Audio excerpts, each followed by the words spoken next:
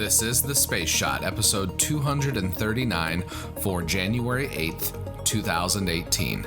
The Cosmosphere Podcast, episode 4, Triumph and Tragedy, part 2.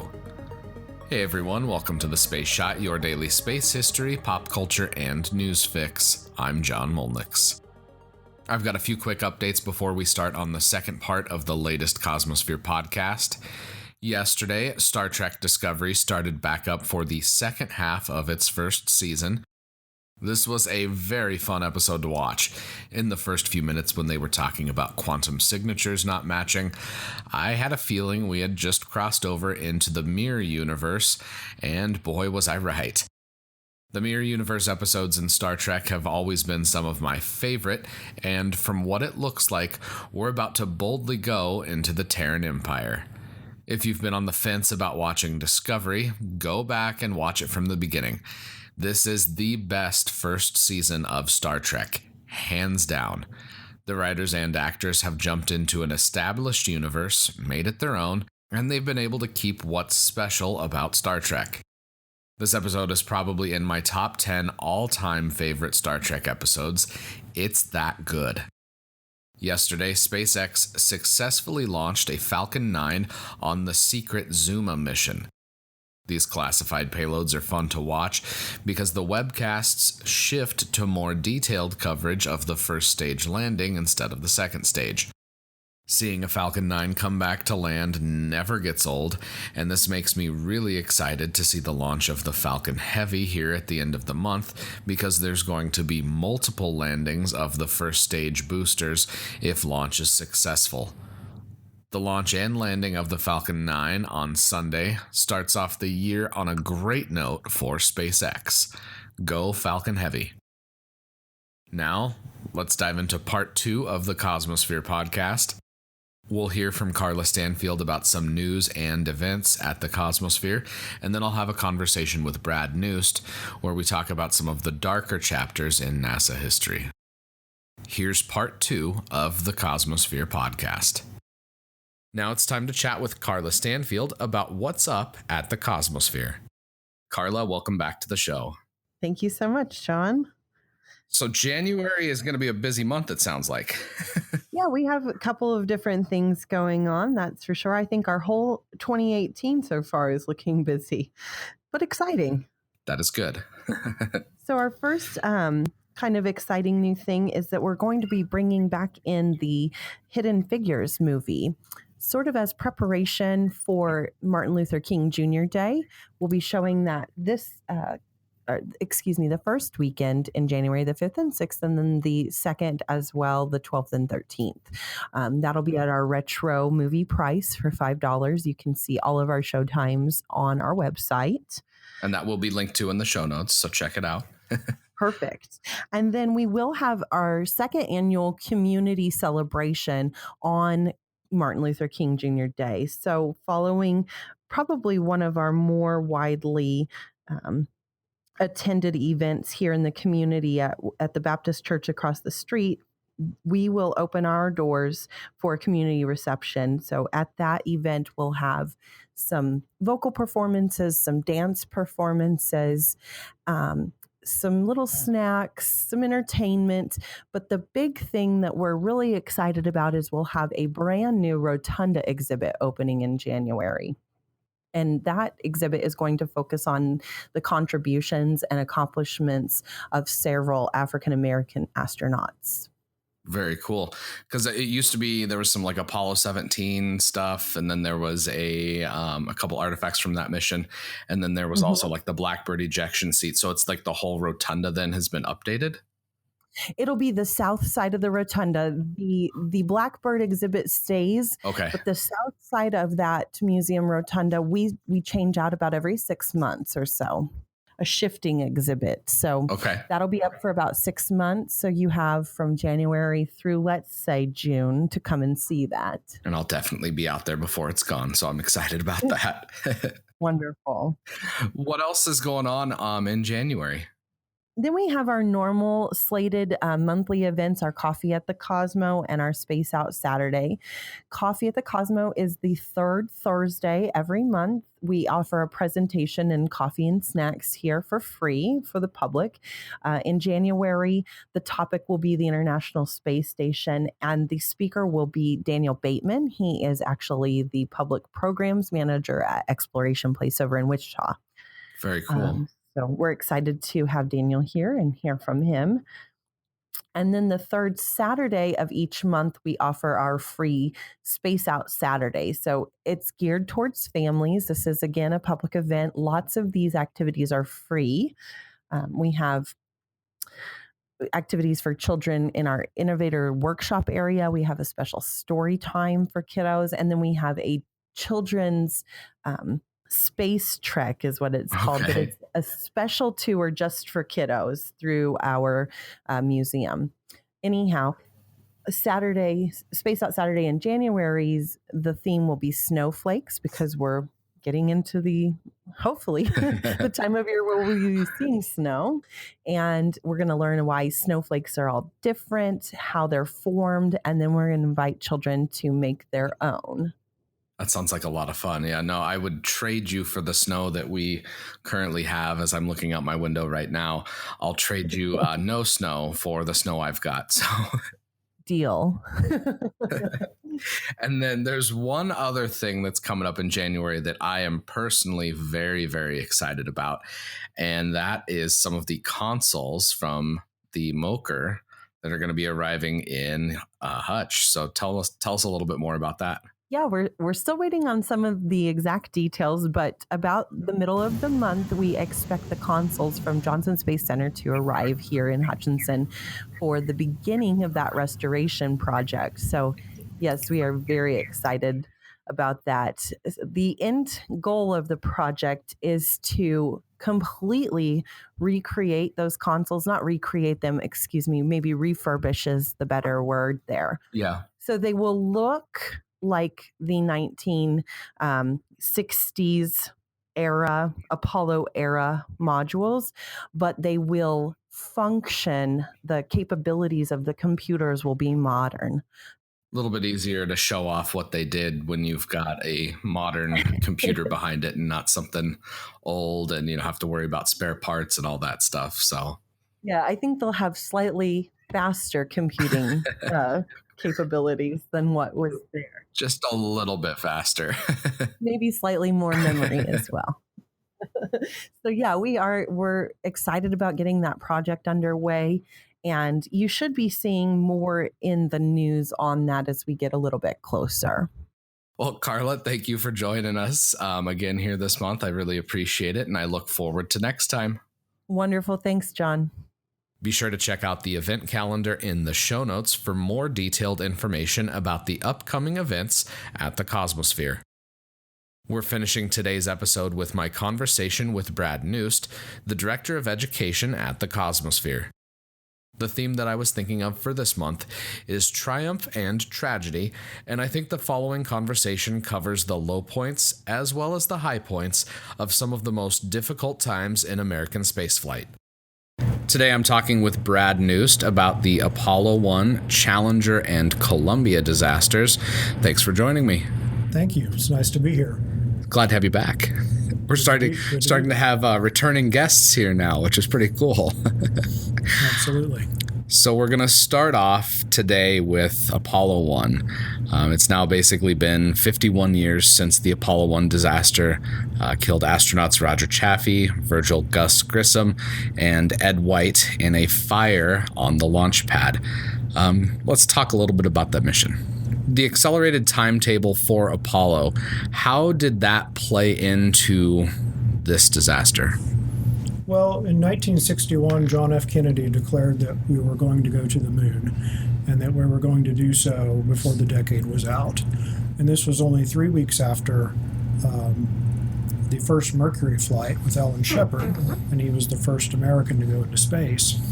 And so that program had to happen very quickly, and a lot of technology had to be invented just to be able to make the trip to the moon. And so we were trying to beat the Russians to the moon. We were in the height of the Cold War.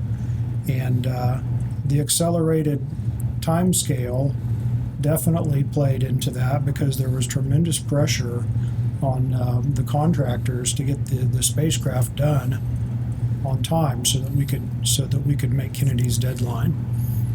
And so unfortunately, because of that, shortcuts were taken, mistakes were made, and that did lead to the tragedy. That was a major factor in the tragedy in Apollo 1. And it sounds like, from what I remember reading about the disaster, is during the testing they had a lot of Velcro just to make things easier to hang up in the spacecraft. And when you've got things that are flammable like that, it doesn't really help the situation out. So is that part, do you think, that played into kind of that? Just there were flammable materials on board the spacecraft, and in fact, they were supposed to have been removed, and then they were put back in later. So there were engineers that realized that this was a problem, and then it was addressed, and then later on a lot of this flammable stuff was put back into the spacecraft. The environment was pressurized with 100% oxygen, so anything that can burn in that environment will burn in a big way. Yeah. So, after the fire, there was a lot of things that were done to redesign the command module. There's a lot of new safety procedures that were initiated. Let's talk a little bit about that, because, I mean, it's not something that we didn't just, say, oh, the fire happened and then we moved on. We learned from it. We found out what caused it. We found out how to mitigate those type of instances in the future. So let's talk a little bit about that. Okay, well, one of the major redesigns was the hatch. And the hatch on Apollo 1, on that command module, opened to the inside. And it was basically a plug-type hatch, which sealed because of the greater pressure inside the spacecraft than the outside air. And so because of that, it was very, very difficult to get open. And when the fire happened, the pressure, which was already greater than the outside air, increased even more. And it made it nearly impossible for the astronauts to get the hatch open. And then the technicians on the outside struggled to get it open as well because of the heat. And so that was a major redesign. And then on the later version of the command module, the ones that actually went to the moon, they had a hatch that opened to the outside. And it actually had an emergency mechanism that allowed it to open very quickly. Also, the environment, which in Apollo 1 was pressurized with 100% oxygen, the ratio of that was changed so there was more of a oxygen-nitrogen mixture, and so it was still more oxygen. It was about 60-40. So, but then as they went into space, as they accelerated through the atmosphere, the pressure inside the spacecraft decreased, and so they ended up breathing. They still breathed pure oxygen once they were in space, but the pressure wasn't nearly as great as it was at liftoff, and that made the fire hazard a lot less. So 100% oxygen is going to make anything that can burn anything that can burn is going to burn like crazy. So yeah, I mean, it's something that they still have to worry about today. So sure, it's at least we've learned what we can, how to mitigate where we can. So that that's definitely something that came from that. Even all these years later, it's still a very sobering experience to read about this mission or to visit the launch pad where the fire happened. It's still just, an unsettling experience sometimes. Absolutely. All right, so Brad, we started off talking about Apollo 1, and now we're going to talk a little bit about two more recent missions, the Challenger explosion as well as Columbia. Let's start off with Challenger. It was a little bit of a chilly morning there in Florida, just like it was here in Hutchinson this morning. It was. Let's talk a little bit about how that played in with the O-ring, the infamous O-ring. Okay. Well, the O-rings that separated the different sections of the solid rocket boosters were not rated. They weren't tested below about 54 degrees. So that morning was really cold, and prior to that, engineers had been concerned about the O-rings and whether they were going to be able to withstand that. So if you think about what happens with rubber, when it gets cold, it gets brittle, it gets hard, it can crack. And so there was actually ice on the launch pad that morning, and they had to spend time out there de-icing. And you think about Florida down at Kennedy Space Center, that's not a place that normally gets that cold. So that was really very chilly morning for that, and the shuttle had not launched in that kind of cold before. And so, yeah, there was real concern. So, yeah, it's a little bit different climate down there. The Russians launch in cold weather all the time, but Right. the shuttle wasn't really ever meant to handle that type of extreme cold. Right. This flight was really notable, and there was, millions of people watching it because of Krista McAuliffe. She was the first teacher flying into space. Right. And you had school kids around the country. You had families. You had her parents even in the crowd there watching Right. the liftoff. So that's, the Challenger launch was really, it was really difficult for a lot of people because nobody was expecting that to happen just 70 something seconds into the flight. Right. Teachers in space, the education value, that would have been great to have her up there doing that education from space, all that stuff. So it was just really tragedy that ever happened. Yeah, absolutely. Yes, and the O-rings, there had been some ruptures and some issues before, and it was one of those things that the engineers kind of determined was an acceptable risk. And so they knew there were problems with it. There were people that were very outspoken that said we shouldn't even be flying. We should not fly this day because of the cold and because of danger to the O-rings. So there were definitely warnings. Yeah. Well, and in the aftermath, you had the Rogers Commission, which was a presidential commission that was going over the causes of the failure. What do you think we learned from the aftermath of the Challenger disaster? Well, probably the biggest lesson is to just not become complacent, and Gene Kranz basically said, we have to strive toward perfection. We can't do any less than that, and to just not get shoddy with the work, and not just assume that something that might be a problem is going to be okay, and to not overlook these things that could cause potential catastrophes. I think probably what happened is we'd had successful launches, and I think that it's easy to get complacent when you have continued success, and it's like, okay, things are going great, we're doing well here, and the go fever. Right, exactly. Yeah, and that, I'm glad you mentioned Gene Kranz, because the whole tough but competent, that plays into the risks and rewards of spaceflight in general. It's a calculated risk. You're sitting on millions of pounds of oxidizer and fuel. Absolutely. So there's always a little bit of risk involved no matter what the launch is. Right. There is, and the astronauts know that, and they accept that risk. They know that there is a very real possibility that they might not come home, and they do accept that risk, and they would want us to continue. Yeah. So that is the prevailing attitude that I find among the astronauts, is they want us to press on, even if they lose their lives. They wouldn't want us to stop because of that. We've talked about Challenger now. Let's fast forward a couple decades to the Columbia disaster. Unlike Challenger, Columbia successfully launched, but during that launch, something happened that had happened on previous shuttle flights, but not to the severe extent that it did this time for Columbia. There was a piece of foam insulation that struck the leading edge of the wing.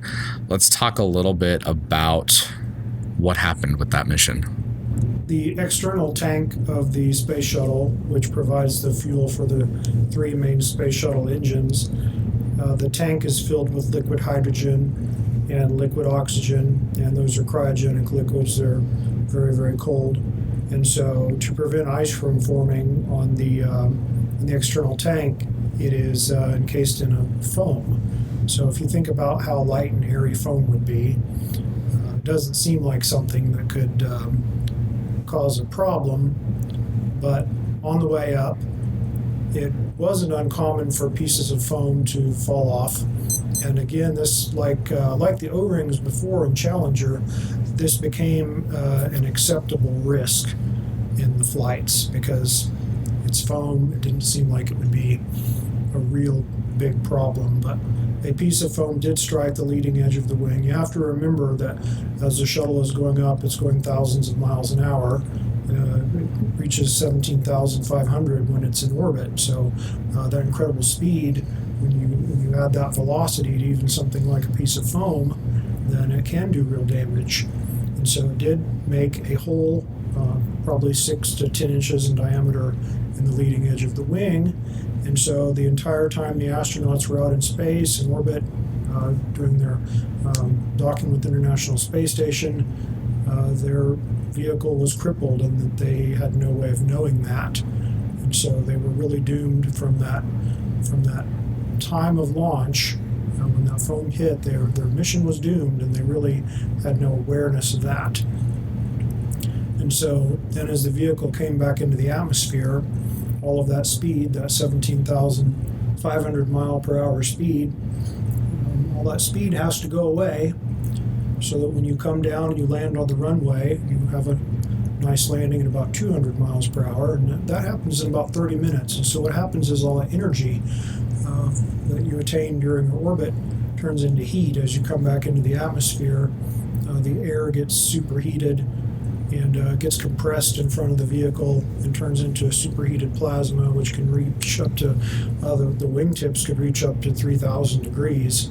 And so that superheated plasma went into that hole in the wing and melted the internal structure of the wing and caused the vehicle to break apart. And so the pieces ended up landing over Texas, most of them over East Texas.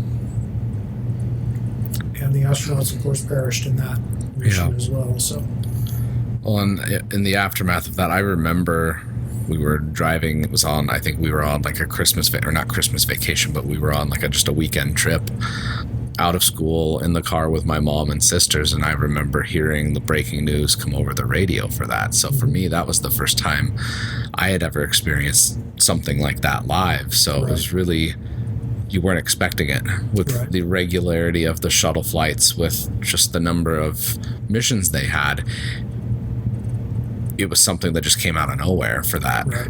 But at the same time, with the tile damage that previous missions had, it wasn't really out of nowhere for, the people at NASA. They knew that the tile damage was a problem. They just didn't know the full extent until tragedy struck with Columbia. Right.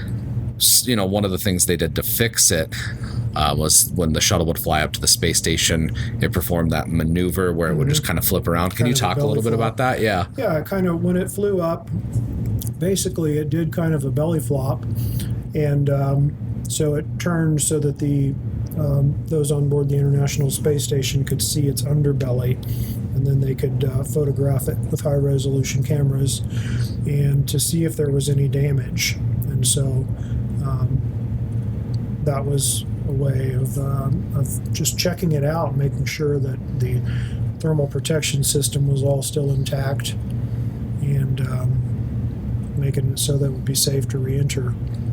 I mean, that's good. It's whenever there's a setback, NASA gets, I think, a bad reputation from the public. It's like, there's just all these terrible things that are happening. But clearly they saw that there's a problem, and then they always would work to address it. So. Right, and they after Challenger and Columbia, there was a grounding for about 2 years before they returned to flight, and they thoroughly investigated and determined what the causes were and came up with solutions. And again, it is a big wake-up call, and that we can really never get complacent with space flight. It's very dangerous. So the launch and the landing are really the most dangerous aspects of it, because launch, you're sitting on, like you said, you're sitting on millions of pounds of highly explosives, and you're experiencing tremendous aerodynamic pressures as you go up through the atmosphere, and then as you come back into the atmosphere, you're experiencing the incredible heat of re-entry. And so, it's very, very dangerous. But worth it. It is worth it. Definitely worth it. And that's one of the things that I always have loved about the Cosmosphere, even though I didn't get to do anything as a kid, is just the education and just making sure kids are inspired. Right. And that they see that there's just incredible things for us to do in space. Being able to come here and learn about what astronauts have done, learn the history, learn the science. I think it's awesome. Absolutely. And that's one of the things I love about working here, is being able to work with kids and see that light go off in their eyes and get excited about science and a possible career in engineering or science, or maybe even being an astronaut. And so it's great to be a part of that. And I see, I've been here long enough to see people that came here as campers, they're now working out in the field. So it's pretty cool.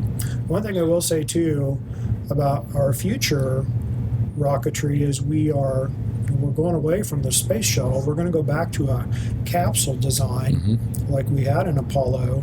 And that's actually a lot safer, because the capsule is up on top of the rocket, and in the event of an emergency, the whole capsule can be basically separated from the rocket and parachute down, whereas the space shuttle really never had an escape, way of escaping. Pretty interesting to think about. And that's one of the things that, whether it's the Boeing Starliner, whether it's, SpaceX with the Dragon, switching to that capsule design does give a little bit of extra margin for safety.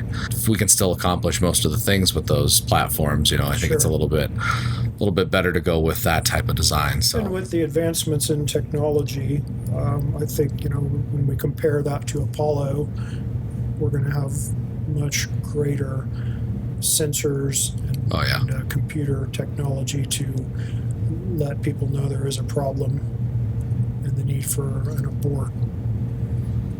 That way we're not just relying on somebody pulling that. Right, exactly. Oh, man. Well, Brad, thank you for joining us today. I really appreciate it, and we'll looking forward to having you on next show. Sure. Thank you for allowing me to be here. I've enjoyed it. Thanks for listening to the show. Make sure you share and subscribe to the podcast, and if you enjoyed the show, leave us a review on iTunes. It helps even more people find out about the podcast. For the Cosmosphere, I'm John Molnix.